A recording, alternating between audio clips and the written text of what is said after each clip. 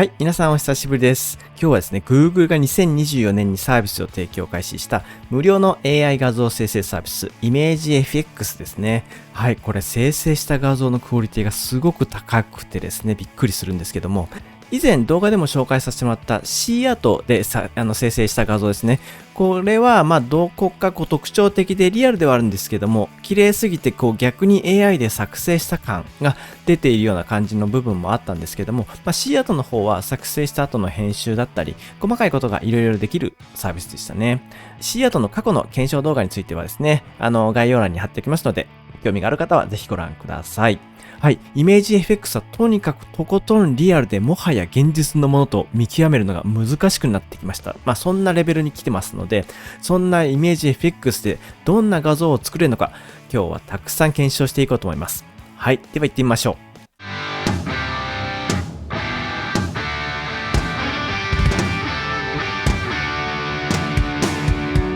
イメージ FX は2025年5月現在、Google アカウントを持つユーザーであれば誰でも無料で使用できます。イメージ FX は更新が入ってからなのか、前情報だと作成後に編集ができるはずだったんですけども、編集ボタンっていうのがなくなってましたね。作成後に気に入らない部分を部分的に編集して完成度を上げるというよりは、初めから完成されている画像を生成していくっていうようなイメージですかね。はい。シンプルにプロンプトを入力してテキストを具現化してくれるっていうところでは、初心者にも使いやすいサービスなのかなというふうに思います。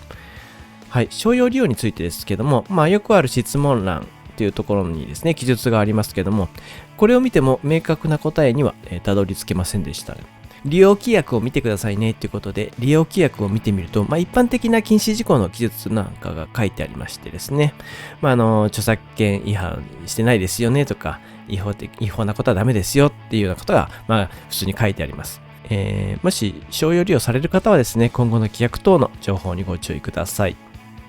イメージ FX は無料で利用できるんですけども、1日の生成数には今のところ上限があるようですね。具体的な回数は公表されてないんですけども、おおよそ30回程度というふうに言われています。自分は25回ぐらいまでは生成したことあるんですけども、特に何もなかったので、それぐらいまでは使用できそうですね。回数制限は翌日になれば回復するようです。使い方はとっても簡単なので、詳細の方は割愛させてもらいますが、イメージ FX で検索すればね、一番最初に出てくると思いますので、イメージ FX にアクセスしていただいてですね。はい、まずこっちの設定の方ですね。アスペクト比ってことで、横向きだったり、縦向きだったりを指定できます。はい。で、細かい設定はあるんですけども、まずはプロンプトで、適当に入れてみてですね。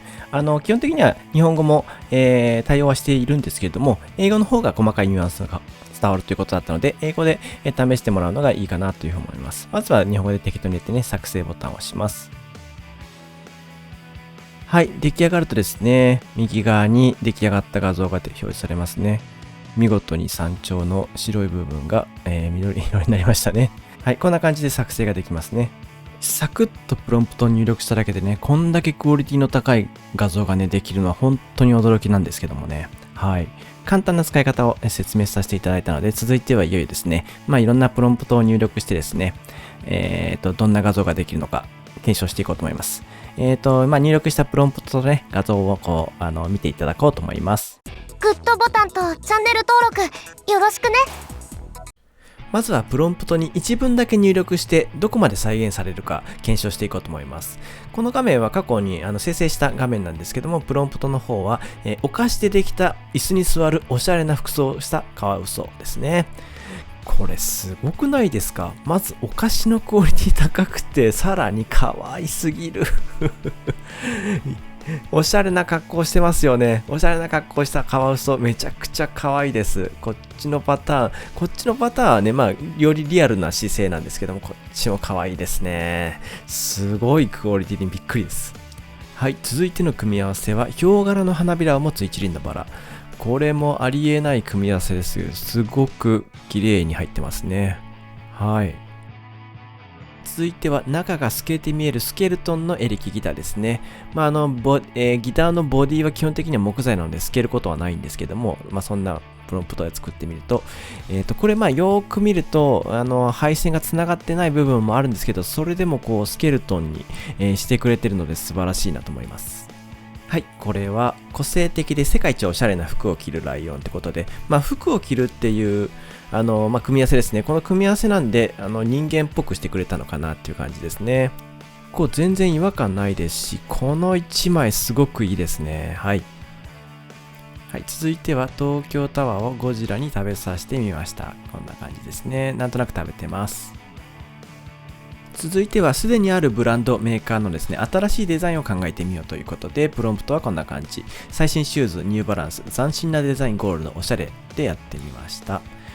はい、ロゴマークとかですね、雰囲気みたいなのはニューバランスっぽさはあるんですけども、このゴールドのパターンですね。実際ニューバランスでもゴールドを出してるんですけども、ここまでゴリゴリのゴールド感が出てるデザインは今までないですね。斬新です。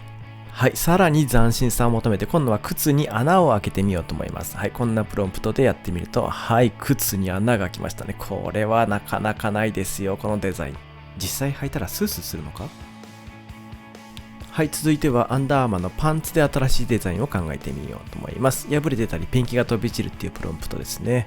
見事に再現されてますね。ロゴも入ってたりしますね。で、こっち側はちょっとアンダーアーマーっぽい柄ですね。面白いです。膝が裂けてます。はい、続いてはですね、自分が作りたいと思う画像をプロンプトに入力してどこまで再現できるか検証していこうと思います。はい、まずは映画下妻物語に出てくるキャラクターで、ロココの服を装してバイクに乗るっていうシーンがあるんですけども、そんな感じのプロンプトを作ってみましたが、これなかなかの再現度でクオリティ高いですよね。かっこいいです。たまに足が映ってないとかはあるんですけども、はい、これはちょっと走ってる感じですね。いいですね。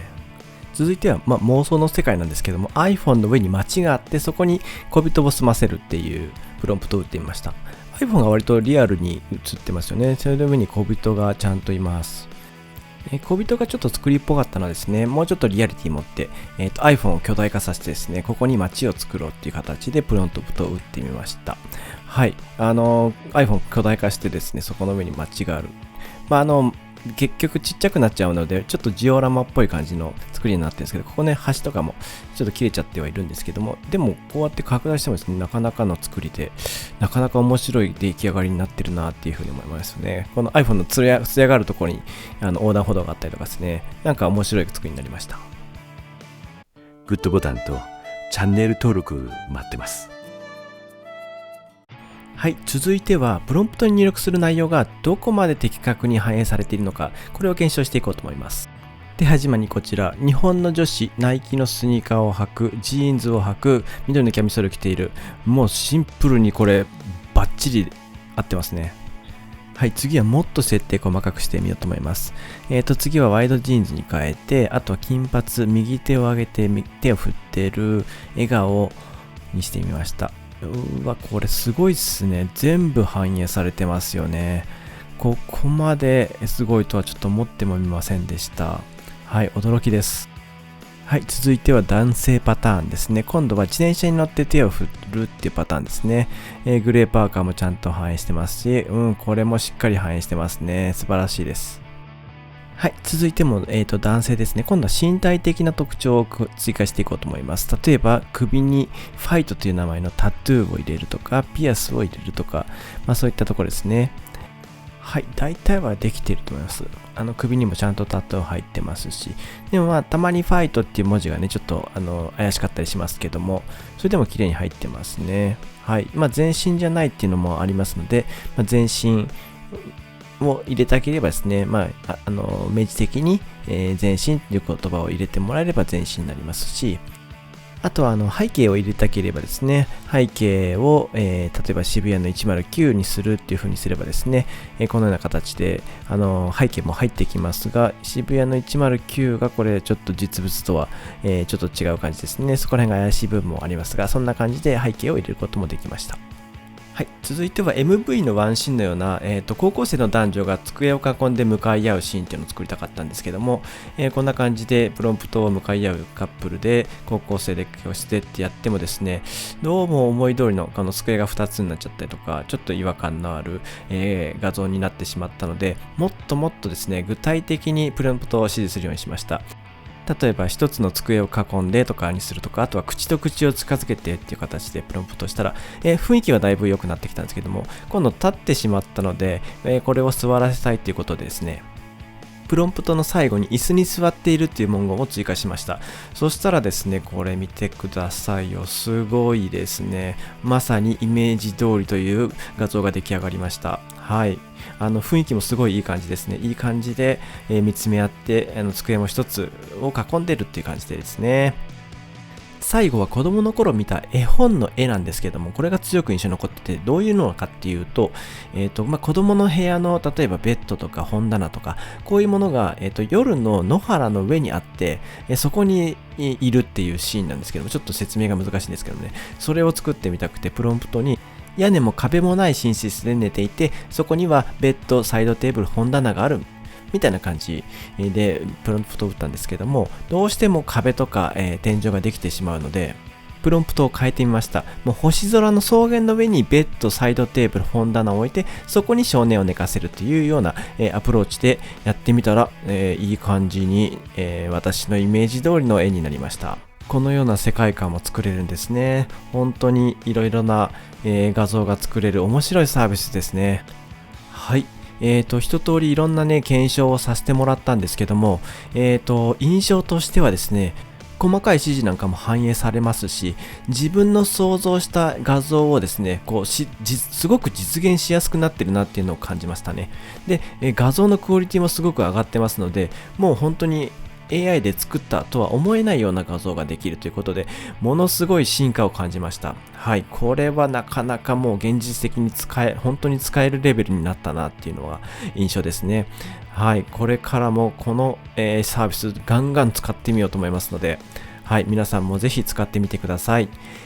今日はここまでです。では、また。